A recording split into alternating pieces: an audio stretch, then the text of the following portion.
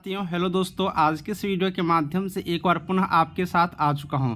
दोस्तों, पूरी कंप्लीट जानकारी आपको मिलने वाला है। बिहार तकनीकी सेवा आयोग के अंदर से एक और नई वैकेंसी आया हुआ था, जिसमें केस की वजह से अब विलंब होने वाला है। अब ये जो केस की वजह से विलंब होगा, इसके लिए क्यों विलंब होगा, पूरी जानकारी दूंगा। साथ ही दोस्तों, यहाँ पर फिर से अप्लाई करने का मौका भी दे दिया गया, जबकि एक और फॉर्म को अप्लाई ले लिया गया है। साथ ही इसके लिए हाईकोर्ट में जो केस हुआ था, तो हाईकोर्ट की तरफ से आदेश भी दो यहाँ पर आदेश जारी किया गया है अलग अलग केस को लेकर के। तो यहाँ पर मैं पूरी जानकारी आपको दिखाने वाला हूँ केस को लेकर के, किन वैकेंसियों पर विलंब हो रहा है।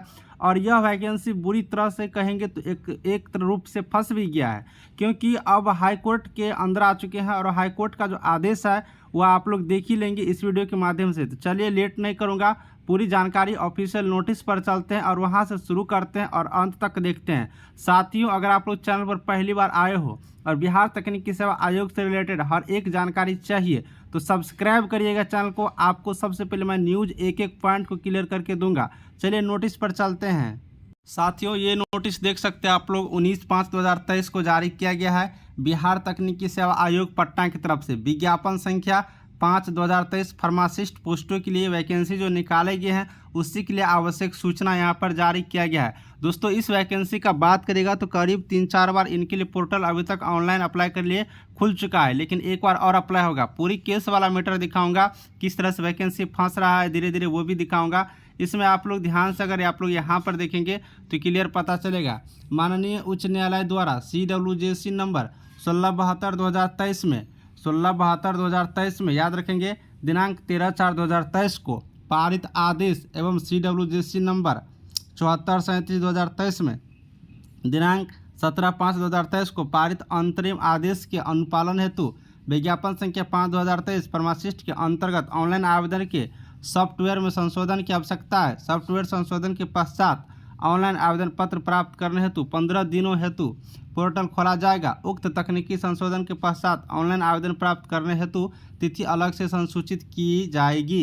यानी कि आपने ये देख लिया, यहाँ पर दो केस की वजह से। एक केस की बात करेंगे तो CWJC नंबर 1672 13/4/2023 को एक आदेश पारित किया गया है, और एक केस अगर यहाँ से आप लोग देखिएगा तो ये केस है CWJC नंबर 7437/2023, जिसको 17/5/2023 को पारित किया गया है। इन दोनों केस की वजह से यहाँ पर वैकेंसी को एक बार पुनः ऑनलाइन आवेदन करने के लिए सॉफ्टवेयर को खोला जाएगा, जिसमें 15 दिनों का यहाँ पर समय दिए जाएंगे, लेकिन इसकी सूचना बाद में दिए जाएंगे। ये चीज़ देख लिए। अब यहाँ पर हम लोग को देखना होगा कि यहाँ पर जो दो केस आप लोग देखिए, एक CWJC नंबर 1672, इसमें क्या आदेश दिया गया है जिसकी वजह से फिर से ऑनलाइन आवेदन होगा, और CWJC नंबर 7437/2023 इसमें क्या आदेश है, इसको देख लेते हैं। और आप लोग यहाँ पर आप स्पष्ट देखेंगे इस केस को देखने के बाद कि वैकेंसी अब कब तक क्लियर होंगे, इसका अनुमान खुद भी लगा सकते हैं। क्योंकि जब पटना हाईकोर्ट में केस चला गया तो हाईकोर्ट में एक केस तो है नहीं कि एक केस को सुन करके तुरंत इसे डिस्पोज कर दिया जाएगा, टाइम तो लगता ही है। तो सारी प्रक्रिया हम लोग देखते हैं। चलिए पहले इस केस को समझ लेते हैं, फिर इस केस को हम लोग इसको देखते हैं। तो साथियों, आप लोग यहाँ पर देख पाएंगे कि 16/72/2023 यहाँ पर देख पाएंगे CWJC civil writ adjudication case CWJC 16/72/2023 इस केस पर आ चुके हैं, और इस केस को लोग पहले एनालिसिस कर लेते हैं। ये जो केस है मैं आपको शॉर्टकट में दिखाऊंगा, बता दूंगा, क्योंकि इसमें बहुत सारी बातें लिखा है, लेकिन आपके लिए जो ज़रूरी है वो चीज़ मैं दिखाऊंगा। ये केस आप लोग BTSC पर ही हुआ था, और ये आप केस देख सकते हो, ये जो केस है BTSC पर ही हुआ था। और ये केस क्यों किया गया था, तो ये केस किया गया था वैसे कैंडिडेट केस किए थे जिनके पास रजिस्ट्रेशन नहीं था बिहार फार्मासिस्ट काउंसिलिंग का, और उसको फॉर्म भरने के लिए अप्लाई नहीं दिया गया था, उसी के रिगार्ड यहाँ पर देख पाएंगे। It is the case of petitioner that they have apply for the registration with the Bihar state pharmacy council Patna as pharmacist. It is stated that their application for registration together with the requisite fee have been kept pending for last several months for no publishable rhyme और reason. यानी कि यहाँ पर बता रहे हैं कि ये लोग जो यहाँ पर रजिस्ट्रेशन फ़ी होता है वो रजिस्ट्रेशन फ़ी दे करके रजिस्ट्रेशन फ़ी भी जमा कर दिए हैं बिहार फार्मेसी काउंसिल पटना को, लेकिन इन लोगों को रजिस्ट्रेशन अभी तक रजिस्ट्रेशन कार्ड नहीं मिला है, जबकि फ़ी भी जमा किया गया है। ना ही कोई यहाँ पर पब्लिश का जो रजिस्ट्रेशन कार्ड जो दिया जाएगा उसका कोई डेट नहीं दिया गया है। उसके लिए बहुत लास्ट सेवरल मंथ से बहुत पहले से इसको पेंडिंग रखा गया, जिसके कारण क्या हुआ कि बीटीएससी इधर फॉर्म निकाल दिया तो ये लोग अप्लाई नहीं कर पाए, और ये लोग पहले से भी बहुत सारे केस किए थे। तो इसी वजह से यहाँ पर पटना हाईकोर्ट क्या डिसीजन दिए हैं उस केस को आप लोग समझिए। ये डिसीजन दिया गया, if the council fail to consider the application form registration and for the reason alone any of the petitioner does not fulfill the eligibility condition number, अभियात्री को बिहार फार्मेसी काउंसिल का रजिस्ट्रेशन होना आवश्यक होगा।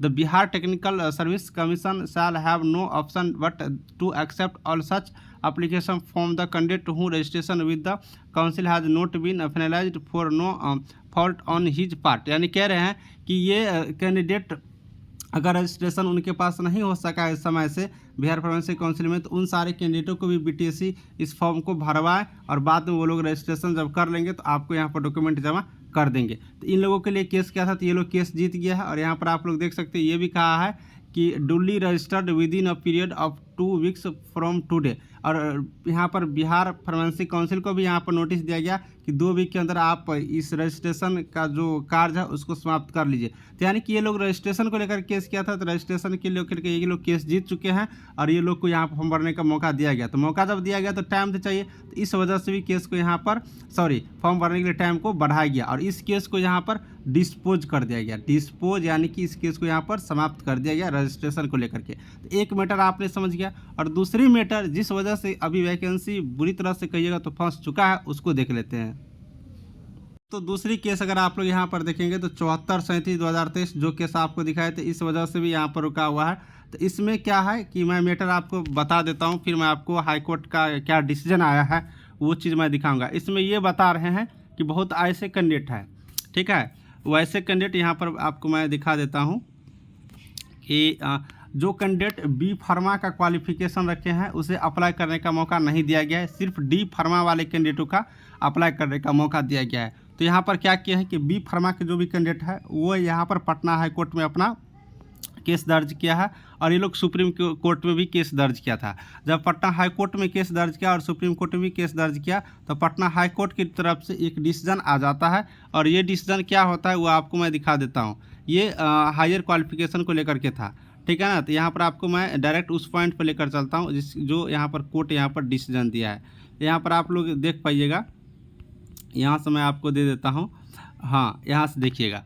We are acutely conscious of that fact that we are bounded by the decision of another coordinate bench learned counsel for the petitioner herein also the learn senior standing counsel appearing on behalf of the Forensic Council of India seek for reconsideration of that of the matter in which even if the differ from the judgment of the coordinate bench necessarily the matter would have to be referred to a large bench। यानी कह रहा है कि यहाँ पर जो senior वकील थे वो इन केस को देखे हैं और देखने के बाद यहाँ पर जो नेसेसरिटी था उसको यहाँ पर रेफ़र किया गया लार्ज बेंच पर। और यहाँ पर जो बात है जो इम्पोर्टेंट उस चीज़ को आप लोग गौर करके देखिएगा।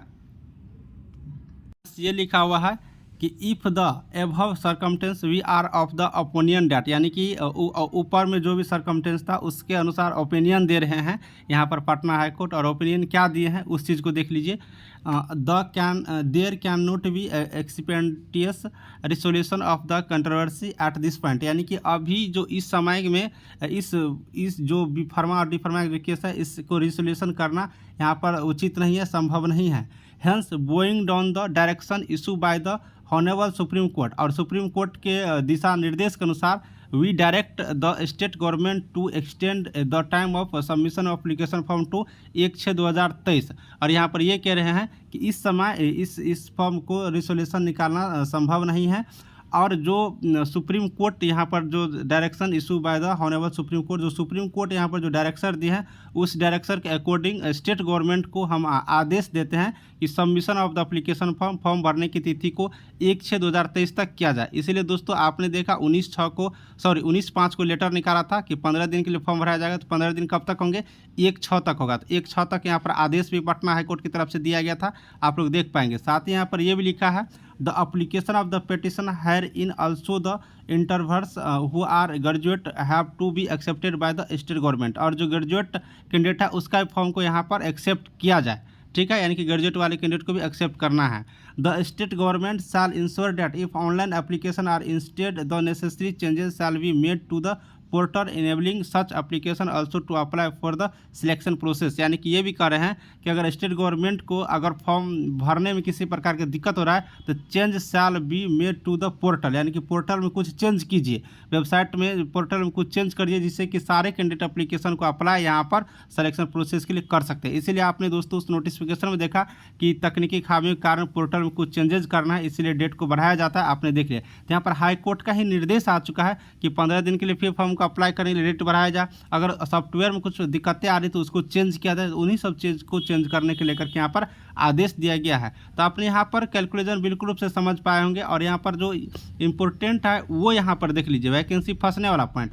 The government would be the entitled to continue with the selection process and complete it but the appointment shall not be made till final order are passed. यानी कि ये कह रहे हैं कि आप सिलेक्शन प्रोसेस को कंटिन्यू रखिए, सिलेक्शन चयन प्रक्रिया आप चालू रखिए, लेकिन जो फाइनल ऑर्डर जब तक नहीं आ जाता है कोर्ट का तब तक आप इसका नियुक्ति नहीं कर सकते हैं।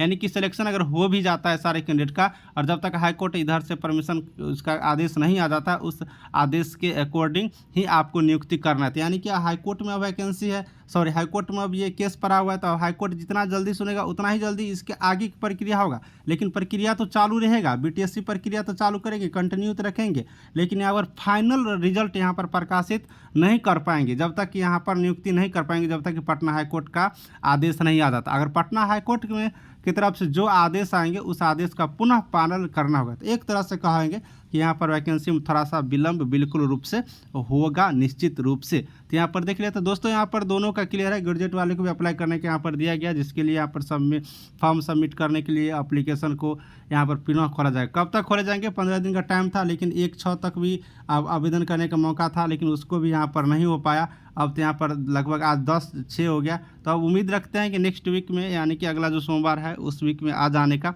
अब देखने वाली बात होगी कि बीटीएससी में किस तरह से फॉर्म कब तक अप्लाई कर लेता है प्रोसेस। जैसे कोई जानकारी आएगा अपडेट बताऊंगा। इसी तरह की जानकारी के लिए सब्सक्राइब करिएगा चैनल को। Thank you.